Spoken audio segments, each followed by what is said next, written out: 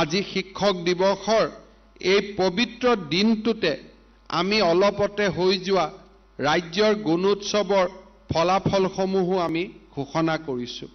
আপোনালোকে জানে যে আমাৰ ৰাজ্য চৰকাৰে 2017-2018 এই দুইবাৰে আমি গুণোৎসৱৰ আয়োজন কৰিছিলোঁ। কোভিড পৰিস্থিতিৰ বাবে 2019-20-21 চনত আমি গুণোৎসৱৰ আয়োজন কৰিব পৰা নাছিলোঁ।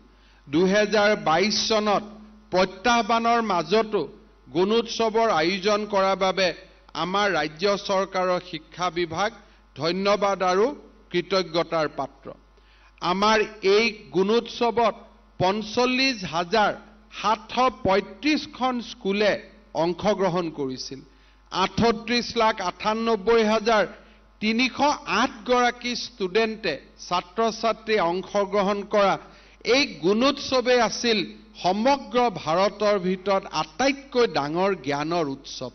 আমি অসমবাসী গৌৰৱান্বিত যে ইমান ডাঙৰ জ্ঞানৰ সমুদ্ৰ মন্থনত আমি সকলোৱে অংশগ্ৰহণ কৰিব পাৰিছিলোঁ। 18,752 জন এক্সটাৰ্নেল ইভালুৱেটৰ আছিল। শিক্ষাগুৰুসকলে ইয়াত আমাক অকুণ্ঠ অন্তৰেৰে সহায় সহযোগিতা কৰিছিল। দুই এখন বাতৰি কাকতে গুণোৎসৱৰ ওপৰত প্ৰশ্নবোধক চিন উল্লেখ কৰাৰ পিছতো ৰাইজৰ উৎসাহ উদ্দীপনা অবিস্মৰণীয় আছিল। এই অনুষ্ঠানবিলাকে আজি প্ৰমাণ কৰে যে আমাৰ দুই এজনৰ গুৱাহাটীত বহি উৎপন্ন হোৱা মানসিকতাৰ পৰা আজি সমাজ বহু দূৰ আগুৱাই গৈছে। আজি অসমে ভাৰতবৰ্ষৰ এখন উন্নত ৰাজ্য হোৱাৰ প্ৰতিযোগিতাত ক'ব নোৱাৰাকৈ আমি প্ৰতিগৰাকী অসমীয়া আজি জঁপিয়াই পৰিছোঁ। যোৱা এটা বছৰত অসমৰ জনজীৱনলৈ অদ্ভুত পৰিৱৰ্তন আহিছে। মানুহৰ মনত বিকাশ আৰু আগুৱাই যোৱাৰ সপোনেৰে মানুহক এক নতুন যুগলৈ লৈ যোৱাৰ বাবে প্ৰেৰণা দিছে। আজি গুণোৎসৱৰ ফলাফল আমি আনুষ্ঠানিকভাৱে ঘোষণা কৰিবলৈ পাই মই আনন্দিত যে এইবাৰ A+ 4,826খন বিদ্যালয়ে লাভ কৰিছে। আমি যেতিয়া প্ৰথম বছৰ গুণোৎসৱ আৰম্ভ কৰিছিলোঁ 600খন বিদ্যালয়ে A+ পাইছিল। তাৰ বিপৰীতে আজি 4,826খন বিদ্যালয়ে A+ পাবলৈ সক্ষম হৈছে। ৰাজ্যৰ শিক্ষাৰ বিকাশে হাতীৰ খোজত আগবাঢ়িছে কিন্তু দৃঢ়তাৰে আগবাঢ়িছে। লাহে লাহে আগবাঢ়িছে কিন্তু শক্তিশালী খোজেৰে আগবাঢ়িছে, ডিটাৰমিনেশ্যনেৰে আগবাঢ়িছে। কেতিয়াবা কেতিয়াবা খোজ ধীৰ হ'ব পাৰে কিন্তু প্ৰতিটো খোজে যেতিয়া ইম্পেক্ট সৃষ্টি কৰে তেতিয়া সি সমাজলৈ স্থায়ী বৰঙণি আগুৱাই থৈ যাব পাৰে। মই ৰাজ্য চৰকাৰক বিশেষকৈ আমাৰ শিক্ষক শিক্ষাগুৰুসকলক পুনৰ এবাৰ ধন্যবাদ জনাইছোঁ। মই অত্যন্তৰে আনন্দৰে এই কথাও ঘোষণা কৰিব খুজিছোঁ যে এইবাৰ প্ৰায় 591খন বিদ্যালয়ত A+ লৈ শিৱসাগৰ জিলা ৰাজ্যখনৰ গুণোৎসৱত আটাইতকৈ বেছি উজ্বলি উঠিছে।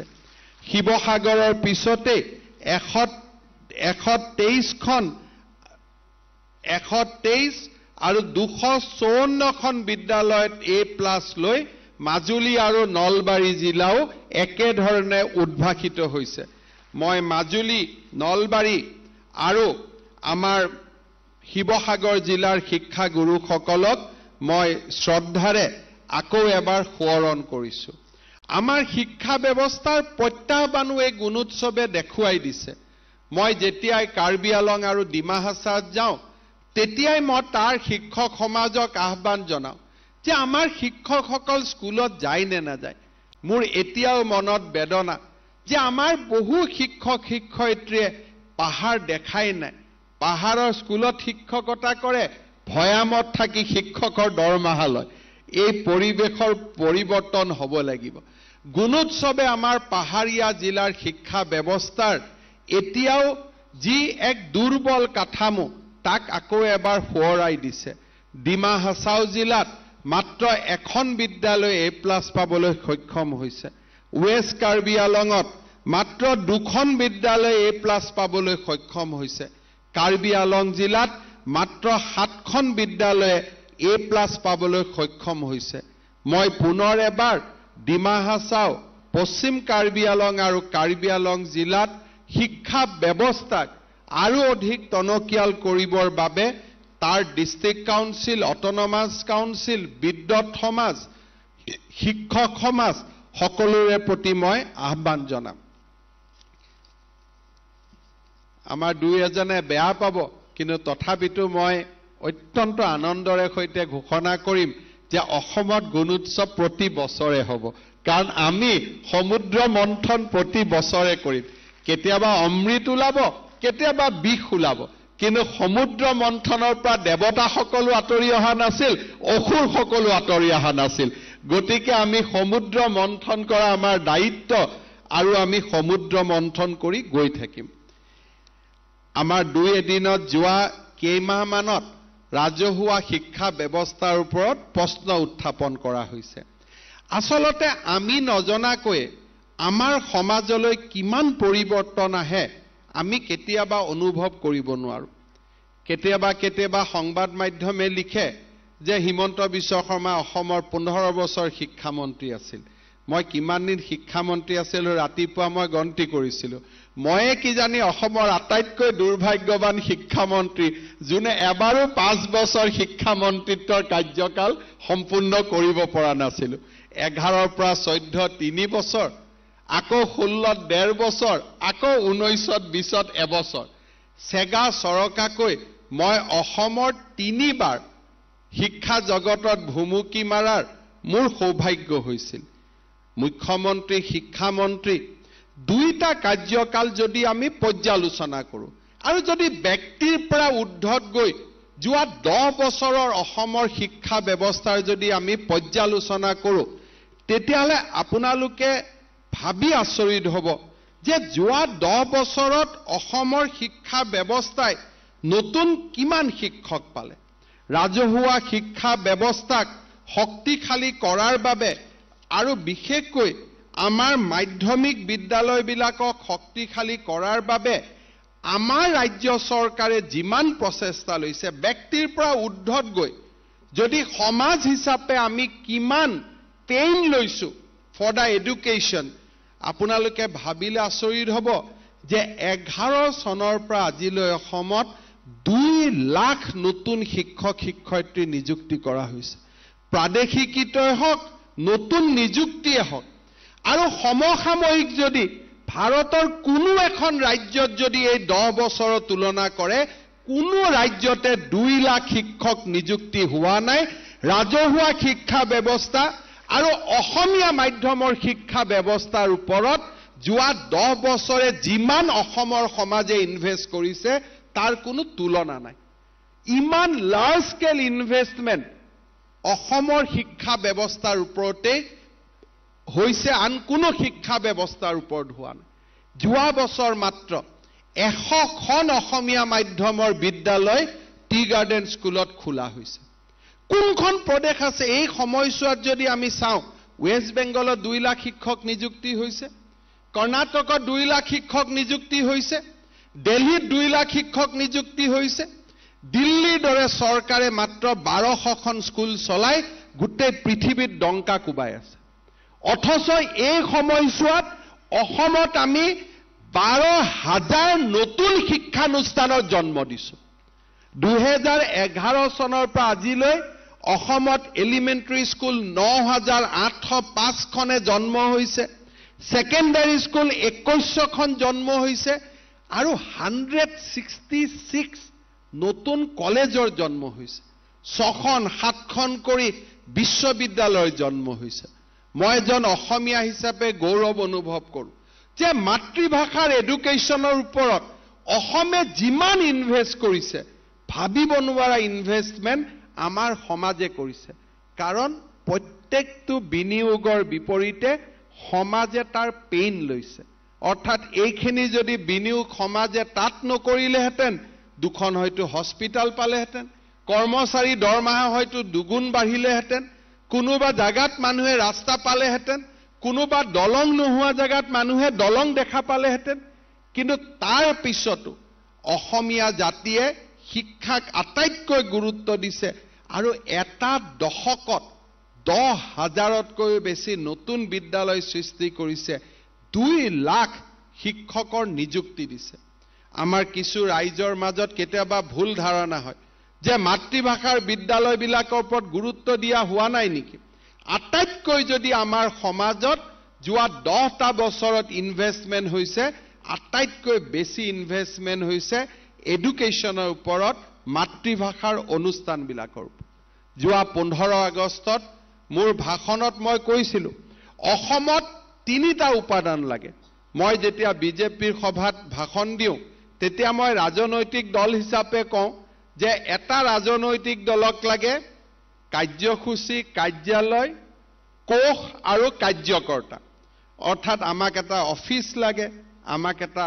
আইডিঅলজি লাগে আমাক ওয়াৰ্কাৰ লাগে আৰু আমাক ফান্ড লাগে এইটো হল এটা ৰাজনৈতিক দলৰ বাবে সফল ৰাজনৈতিক দলৰ এলিমেন্ট কিন্তু শিক্ষা ব্যৱস্থাৰ এলিমেন্ট 3টা শিক্ষক শিক্ষানুষ্ঠান আৰু শিক্ষাৰ্থী আৰু এই 3টা হৈছে ইন্টাৰনেলি এই 3টাৰ মাজত এৰাব নোৱাৰা সম্পৰ্ক আছে আমাৰ মাজত যদি কোৱালিটি টিচাৰ থাকে কিন্তু আমাৰ যদি শিক্ষানুষ্ঠান নাথাকে আৰু শিক্ষানুষ্ঠান আৰু শিক্ষক থকাৰ পিছতো যদি ছাত্ৰ ছাত্ৰী নাথাকে সেই শিক্ষা ব্যৱস্থা সফল হ'ব নোৱাৰে সো আমি শিক্ষক শিক্ষাৰ্থী আৰু শিক্ষানুষ্ঠানৰ মাজত এটা ব্যালেন্স নিৰ্মাণ কৰি আগুৱাই যাব লাগিব এখন স্কুলত 35 জন ভাল শিক্ষক আছে কিন্তু তাত শিক্ষাৰ্থী কোনো নাই তাত শিক্ষা ব্যৱস্থা সম্ভৱ হ'ব পাৰে নেকি so government has to constantly improvise আমি নিজক অন্তৰ্দৃষ্টি আমাৰ ব্যৱস্থাৰ ওপৰত আমি ৰাখিব লাগিব শিক্ষা মন্ত্ৰীৰ দায়িত্ব যে কোনোবা স্কুলত যদি শিক্ষক শিক্ষয়িত্ৰী 35 জন ছাত্ৰ 5 জন তেওঁৰ ওপৰত এইটো দায়িত্ব অসমৰ ৰাইজে ইয়াক দায়িত্ব দিছে যে নহয় এই 35 জন গুণগত শিক্ষকক আপুনি 10 জন ছাত্ৰৰ বাবে ৰাখিব নোৱাৰে 350 জন ছাত্ৰ ছাত্ৰীৰ মাজত এই শিক্ষক কেইজনক আপুনি বিতৰণ কৰি দিয়ক এয়া তেখেতৰ দায়িত্ব আৰু ঠিক সেই ধৰণে কোনোবা বিদ্যালয়ত যদি 500 জন যদি ছাত্ৰ ছাত্ৰী আছে আৰু তাত যদি 2 জন শিক্ষক আছে সেই শিক্ষকক 2 জনৰ জাগাত 10 জনলৈ লৈ যোৱাটো তেখেতৰ দায়িত্ব আৰু কৰ্তব্য সো যেতিয়া আমি এমালগেমেশনৰ কথা কওঁ একত্ৰীকৰণৰ কথা কওঁ ই আমাৰ ব্যৱস্থাটোৰ ওপৰত অন্তৰ্দৃষ্টিৰ বাদে আন একো হ'ব নোৱাৰে this is the result of constant review আজি আমি প্ৰশ্ন কৰিব লাগিব যে 3 কোটি মানুহক 65,000 স্কুলৰ প্ৰয়োজন আছে নেকি এই 65,000 বিদ্যালয়ত ইনফ্ৰাষ্ট্ৰাকচাৰ বনাবলৈ যাওঁতে আমাক কিমান টকা লাগিব সমাজে আমি কিমান শিক্ষক দিব পাৰিম নেকি ৰাষ্ট্ৰীয় শিক্ষা ব্যৱস্থাই কৈছে যে 1 কিলোমিটাৰত এখন কম্পিটিটিভ এলপি স্কুল হোৱা উচিত 5 কিলোমিটাৰত এখন কম্পিটিটিভ হাই স্কুল হোৱা উচিত আৰু যিখন এলপি স্কুল হোৱা উচিত হি পূৰ্ণাংগ প্ৰাথমিক বিদ্যালয় হ'ব লাগে তাত ক্লাছত এজনকৈ শিক্ষক থাকিব লাগে 20 জন ছাত্ৰ ছাত্ৰীৰ বিপৰীতে এজন শিক্ষক থাকিব লাগে কিন্তু প্ৰতি কিলোমিটাৰত যদি আমি 5খন বিদ্যালয় পাতি লওঁ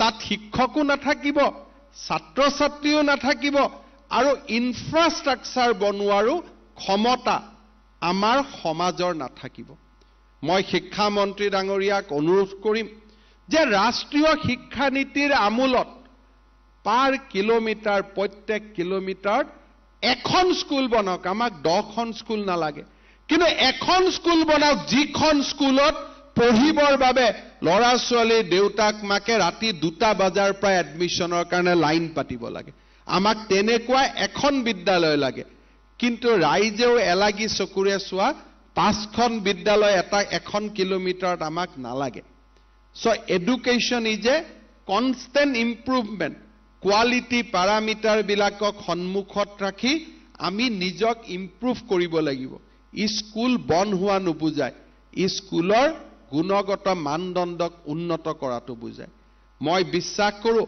যে আমাক য'ত স্কুল লাগে তাত চৰকাৰে মুকলিভাৱে বিদ্যালয় খুলিব লাগে, কতো কৃপণালী কৰিব নালাগে। যোৱা বছৰ আমি 100খন হাইস্কুল খুলিছিলোঁ টি গাৰ্ডেনত। 800খন হাইস্কুলৰ টি গাৰ্ডেনৰ বিপৰীতে 100খন হাইস্কুল যথেষ্ট নহয়। মই শিক্ষামন্ত্ৰীক কৈছোঁ যে টকা পইচাৰ কথা চিন্তা কৰিব নালাগে, আৰু 100খন স্কুল আমি এই বছৰ টি গাৰ্ডেনত আকৌ নতুনকৈ আৰম্ভ কৰিব লাগে। অৰ্থাৎ য'ত প্ৰয়োজন, য'ত শিক্ষাৰ্থী আছে তাত বিদ্যালয় হ'ব লাগিব, আৰু য'ত বিদ্যালয় আছে তাত কোৱালিটি এডুকেশ্যন আমি দিব পাৰিব লাগিব। অৰ্থাৎ এই ধৰণৰ ইম্প্ৰুভমেণ্টৰ জৰিয়তেহে আমি আমাৰ বিদ্যালয়সমূহক এটা নতুন শিখৰলৈ লৈ যাব পাৰিম। আন এটা দিশ হৈছে ইনফ্ৰাষ্ট্ৰাকচাৰ। আমাৰ বিদ্যালয়সমূহ 50 বছৰ আগত নিৰ্মাণ হৈছিল। ভেঞ্চাৰ বিদ্যালয় আমি প্ৰাদেশিত কৰোঁ। ভেঞ্চাৰ বিদ্যালয়সমূহত শিক্ষকসকলে যেনে তেনে টিং ওপৰত থৈ কাঠৰ বেৰেৰে তেওঁলোকে বিদ্যালয় নিৰ্মাণ কৰে। আমাৰ সমস্যা সেই বিদ্যালয়বোৰ আমি নিৰ্মাণ কৰা নহয়, কিন্তু যেতিয়া কোনোবা টিভিয়ে গৈ ফটো তুলি লৈ আহে সেই বিদ্যালয়খনৰ দায়িত্ব আমাৰ ওপৰত পৰে যে এইখন চৰকাৰী বিদ্যালয়ৰ অৱস্থা এনেকুৱা, কিন্তু কোনেও নেক্সট ফেজটোত নাযায় যে এই স্কুলখন সঁচাকৈয়ে চৰকাৰী বিদ্যালয় আছিল নে? তেতিয়া মানুহে ক'ব যে নহয় নাই, স্কুলখন ভেঞ্চাৰ আছিলে, এতিয়াহে চৰকাৰী হ'ল। অৰ্থাৎ এই শিক্ষানুষ্ঠানসমূহক আমি যেতিয়া জ্ঞানৰ মন্দিৰ হিচাপে নিৰ্মাণ কৰোঁ, উপযুক্ত কাঠামো অবিহনে তাক নিৰ্মাণ কৰিব নালাগে। ৰাজ্যত সেই ভেঞ্চাৰৰ যুগত য'তে ত'তে যেনেকে তেনেকে কৰা শিক্ষা আৰু বিদ্যানুষ্ঠানসমূহে আমাৰ কোৱালিটি এডুকেশ্যনৰ পথত হেঙাৰ হিচাপে থিয় দিছে। কাৰণ আমাৰ নেশ্যনেল এডুকেশ্যন পলিচিয়ে হওক বা আমাৰ ৰাইট টু এডুকেশ্যন আইনতে হওক বিদ্যালয় কেনেকুৱা হ'ব লাগে তাৰ ডেছক্ৰিপশ্যন আছে। কিন্তু আমি তেনেকুৱা বিদ্যালয় স্থাপন নকৰি আমি মাত্ৰ টিং দুখন লৈ এখন বেৰা স্থাপন কৰি বাঁহৰ বেৰা দি কেতিয়াবা 20 বছৰ পিছত মোৰ বিদ্যালয় প্ৰাদেশিকৰণ হ'ব, 20 বছৰ পিছত চৰকাৰে এই স্কুলখন আকৌ ভাল কৰি ল'ব, 40 বছৰৰ পৰিক্ৰমা এটাত আমি খোজ কাঢ়ো। ই ছাত্ৰ ছাত্ৰীসকলৰ প্ৰতি অন্যায় হয়। সেইবাবে মই ভাবোঁ যে শিক্ষক আৰু ছাত্ৰ ছাত্ৰীসকলৰ মাজত আমি যি ধৰণে সামঞ্জস্য স্থাপন কৰোঁ সেই ধৰণে ইনফ্ৰাষ্ট্ৰাকচাৰৰ ওপৰত চকু দিয়াটো আমাৰ আটাইতকৈ ডাঙৰ দায়িত্ব। এই বছৰ আমি হাতত লৈছোঁ যে ৰাজ্যৰ 4,000 হাইস্কুলত আমি 10,000 কোটি টকা ব্যয় কৰি 4,000 স্কুলকে আমি আটক ধুনীয়াকৈ নিৰ্মাণ কৰিব খুজিছোঁ। তাত স্মাৰ্ট ক্লাছৰ পৰা, বাউণ্ডাৰী ৱালৰ পৰা, ভাল ক্লাছৰ পৰা, গাৰ্লছ কমন ৰুমৰ পৰা আমি গোটেইবিলাক উপাদান ৰাখিব খুজিছোঁ। আমি সিদ্ধান্ত লৈছোঁ যে 4,000 স্কুলৰ কিছু স্কুল আমি একেবাৰে নতুনকৈ নিৰ্মাণ কৰিম, কিছু স্কুলক আমি খুব ধুনীয়াকৈ মেৰামতি কৰিম, যাতে অনাগত 50 বছৰ এই বিদ্যালয়সমূহ প্ৰাসংগিক হৈ থাকিব পাৰে। আমাৰ চৰকাৰৰ আটাইতকৈ গুৰুত্ব দিয়া ছেক্টৰটোৱে হ'ল এডুকেশ্যন এণ্ড হেল্থ। কাৰণ আমি বিশ্বাস কৰোঁ এই দুটা বুনিয়াদী ব্যৱস্থাহে আমাক আগুৱাই লৈ যাব পাৰে। মানৱ জীৱনৰ আৰম্ভণিৰ শিক্ষা অংগনবাদী কেন্দ্ৰত হয়। অংগনবাদী কেন্দ্ৰসমূহক ৰূপান্তৰৰ বাবে আজি আমি কাম কৰিছোঁ। মাধ্যমিক বিদ্যালয়বিলাকক সজাই পৰাই তোলাৰ বাবে আমি প্ৰচেষ্টা কৰিছোঁ, আৰু তাৰ সমান্তৰালভাৱে আমি ৰাজ্যৰ শিক্ষা ব্যৱস্থাটোক সময়ৰ লগত উপযোগী হোৱাকৈ নতুনকৈ নিৰ্মাণ কৰিব খুজিছোঁ। আমাৰ বাবে, সমাজৰ বাবে দুৰ্ভাগ্য, আজি আমাৰ সমাজখনক এনেকুৱা কিছুমান মানুহে আমি নেতৃত্ব লৈছোঁ যে আমি সকলোৱে নিজে সত্য বুলি জানা কথাটো আমি সত্য বুলি স্বীকাৰ কৰিবলৈ টান পাওঁ। মোৰ ল'ৰা ছোৱালীক মই নিজে জানো যে মোৰ ল'ৰা ছোৱালীয়ে যদি গণিত আৰু বিজ্ঞান আমি যদি অসমীয়াত পঢ়োঁ ডক্টৰ আৰু ইঞ্জিনিয়াৰ হ'ব নোৱাৰোঁ। মই সাহিত্য সভাৰ সভাপতি মোৰ ল'ৰাজনক কৈছোঁ তুমি ডন বস্কো স্কুলত পঢ়া, ইংৰাজী মিডিয়ামত পঢ়া। আৰু যেতিয়া কৃষকৰ ল'ৰা দেখা পাওঁ ৰিক্সা চালকৰ ল'ৰা দেখা পাওঁ, ঠেলা চালকৰ ল'ৰা দেখা পাওঁ, ঐ তই অসমীয়াত পঢ়িবি দেই, তই মাতৃভাষাটো অসমীয়া ভাষাটো জীয়াই ৰাখিব লাগিব। এইটো কি দুখীয়া মানুহৰ দায়িত্ব নেকি? Is it not a shared responsibility? যদি এইটো শ্বেয়াৰ্ড ৰেছপনচিবিলিটি নহয়, সমাজৰ দুখীয়া মানুহখিনিৰ গাত মাতৃভাষা ৰক্ষাৰ দায়িত্ব দিম আৰু সমাজত আগবাঢ়ি যোৱা ACS অফিচাৰ, IAS অফিচাৰ ল'ৰাখিনিয়ে ডাক্তৰ ইঞ্জিনিয়াৰ হ'ব, এইটোতো এটা মনোপলি হৈ গ'ল। মহাত্মা গান্ধীয়ে কৈছিল এডুকেশ্যন ইজ এ ইকুৱেলাইজাৰ, শিক্ষাই সমতাৰ স্থাপন কৰে। কিন্তু আমাৰ এছাম ব্যক্তিয়ে শিক্ষাক অসমতাৰ মানদণ্ড হিচাপে নিৰ্মাণ কৰিব খোজে। Education cannot be treated that it is a monopoly of rich, monopoly of well-to-do people. মই টিভিত গৈ গোটেই দিনটো মাতৃভাষাৰ ওপৰত বক্তব্য আগবঢ়াম।